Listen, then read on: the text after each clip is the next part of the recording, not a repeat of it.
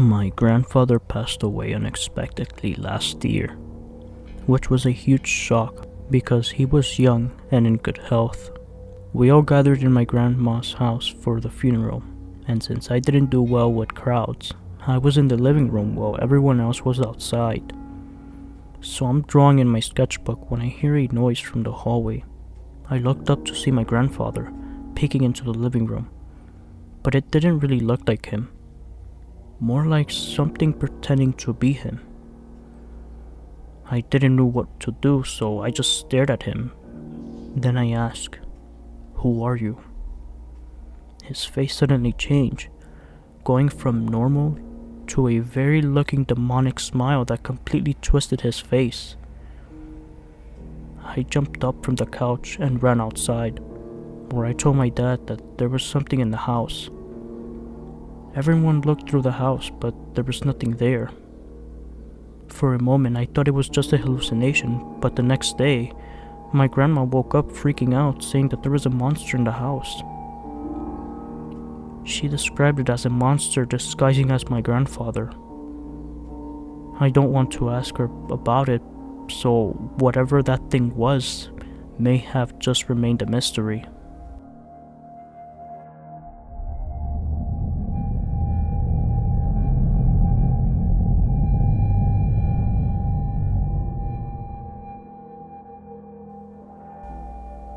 Back in the 90s, we lived in a trailer from the 60s or 70s, and it was run down so bad that the only place that would retain heat was in the living room. Well, I was young, and my mother and I were sleeping in the living room to keep warm with the good view of the kitchen area. In the middle of the night, we heard a noise and looked in that direction, and we both saw two distinct white translucent apparitions float into then out of the kitchen. We never had talked about it, but I definitely remember that as a child.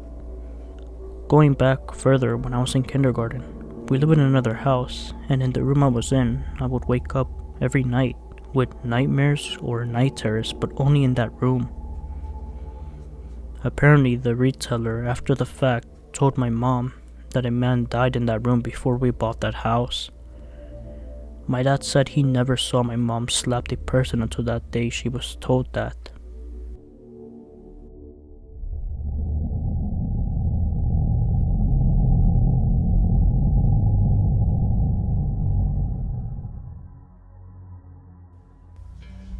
This one is ongoing. Our home is about 100 years old. An old Irish cottage we renovated before having kids. The last of the family who originally owned the property was a well-known character who seemed to have a mostly liquid diet. He lived a very long life before passing away, and the house soon became derelict. Fast forward 5 years, my children have toy tractors and other vehicles that otherwise make noise. If they're in the old part of the house, the tractors and vehicles would randomly turn on in the night. The remote control ones will suddenly start driving, but no other toys or electronic devices is like this. The old man worked as a farmhand and was particularly good with machinery. Friends and family think we're joking until they see and hear it themselves.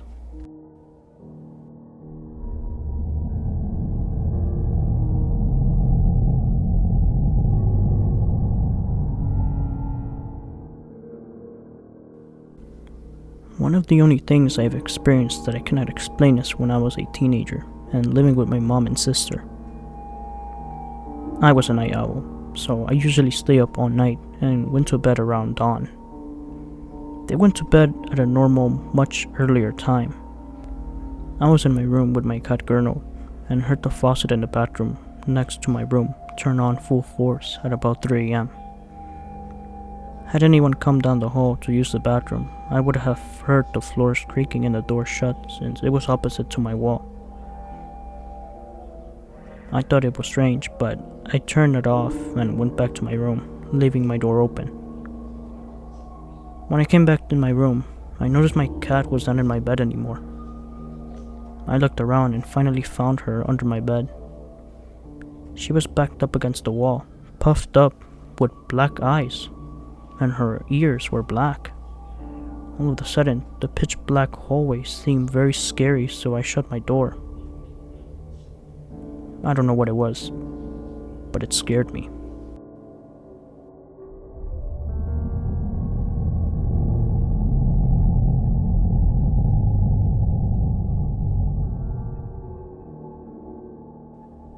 In my early 20s, I spent the night at my boyfriend's aunt's house. Woke up in the middle of the night, and there was a woman sitting in the end of the bed staring at me. Scared to death, I closed my eyes and would not move. The next morning, I told my boyfriend about it and described the woman. The aunt brought out the picture of the woman I described, and it was his great-grandmother who was deceased. The photo was exactly her. I would never spend the night there again.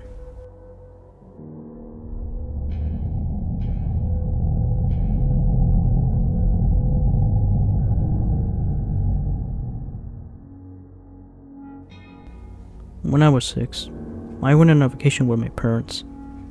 My mom and I went down to the pool. She went into the hot tub and I went swimming. I was in the middle of the pool and something grabbed the back of my head and pushed it further under the water. I came up, freaking out, thinking it was my mom, but she was basically asleep in the hot tub, which was not in close proximity to the pool. I've never forgotten it. There was also no one else.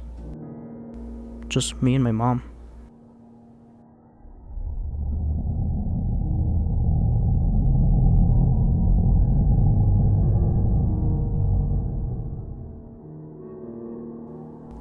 A friend lived in an old house with her family in her youth. Several times, she woke up and saw an old, stern-faced woman glancing down at her from the bedside. This happened many times.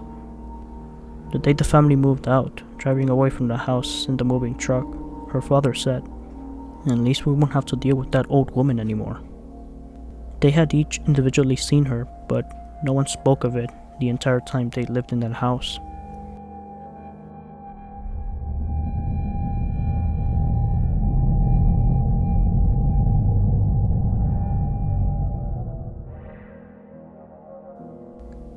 May not sound like much, but here goes. I was traveling one day and got 2 flat tires after I crossed some railroad tracks. Well, of course, I didn't have any spares, and I was stranded away from any streets with no tires or auto shops, with absolute zero signal, basically rendering cell phones ineffective. But I only had to wait about 5 minutes, and a loud truck approached me, rolled down the window and asked me if he could help. I told him what happened, and he offered me to take me to a tire shop to get new tires. For some odd reason, I felt comfortable with this dude, and let him drive me there.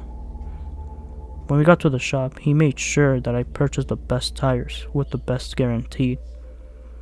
He then drove me back to my car and put the tires on. And this is the part that still gives me chills. When he was done, I turned around to thank him, but he was gone. Like I said before, when he first came, his truck was already loud, but I absolutely heard nothing that indicated that he had left.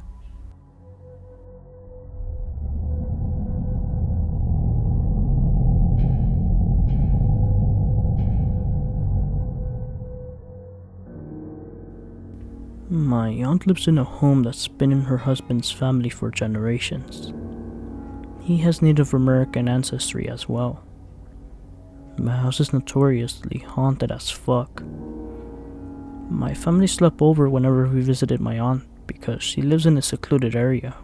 You have to understand that my family is very old school Catholic, so they don't really fear any of that stuff.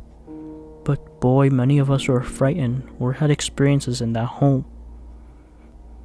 Anytime we visited, my aunt would drape the windows with bed sheets. Apparently, if she did not do so, we might see an apparition of a man who hung himself. Me and our extended family would visit my aunt to stay over during Thanksgiving holiday.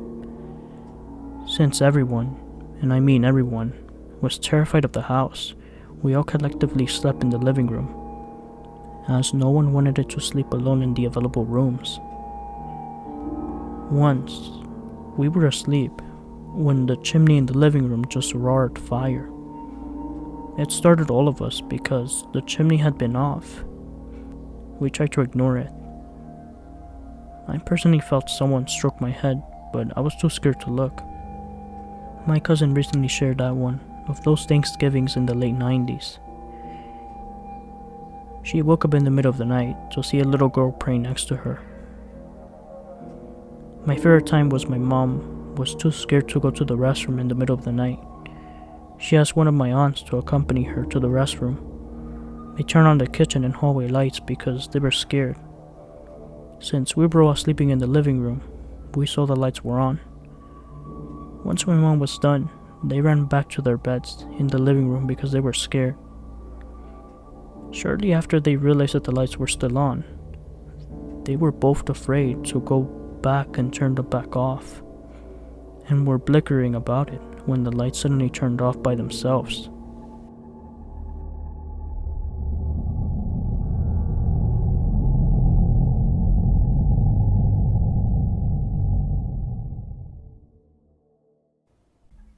When I was a kid, about 5 or 6 years old, we would usually celebrate Christmas or New Year's at our ancestral house in the province.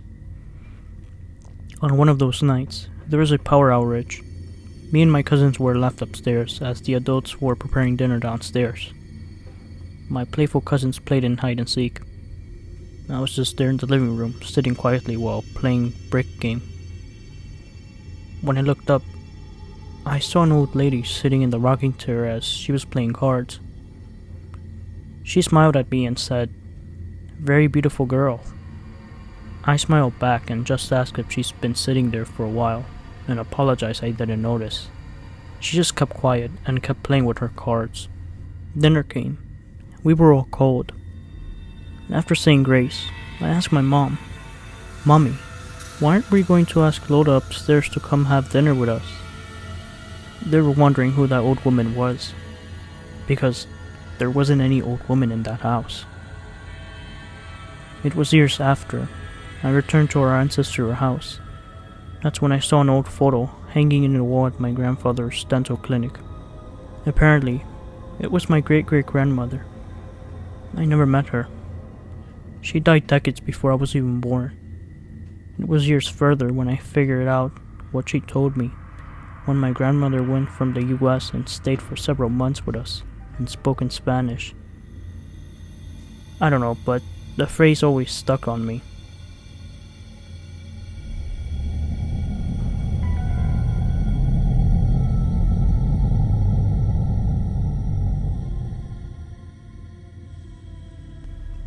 One night, as a kid, I was sitting in my living room watching TV. I had a plastic water bottle in front of me. It had previously been frozen, and I'd been sipping on it as it melted, resulting in a dildo-shaped chunk of ice sitting loosely inside. After watching TV like this for at least a half an hour, I started hearing this loud rattling sound. I looked down at the water bottle in front of me, and it was just shaking violently. I went crying to my mom. She tried to tell me that the ice had just been adjacent and moved in the bottle. But I saw it so clearly, and there was no way the ice sipping could cause sustainable violent shaking like that. The house that I lived in was very creepy, and I had tons of paranormal encounters there. But that one definitely takes the cake.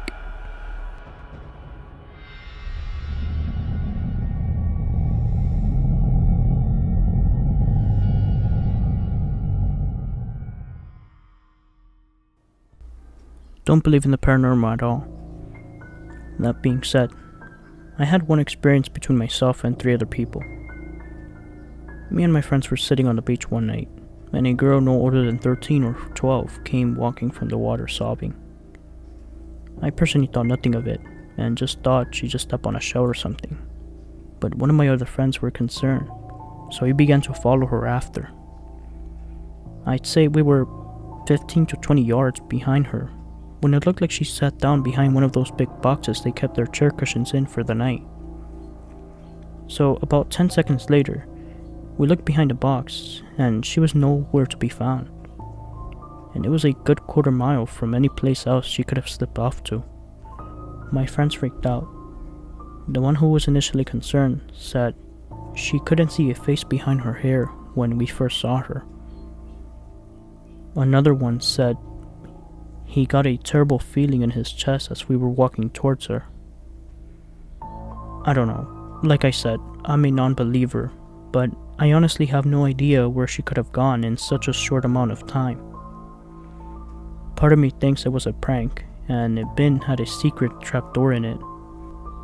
But this was 17 years ago, and prank culture wasn't a huge thing yet. I still think the spookiest thing is the young girl being out in the ocean late at night with no one around. Weird any way you look at it.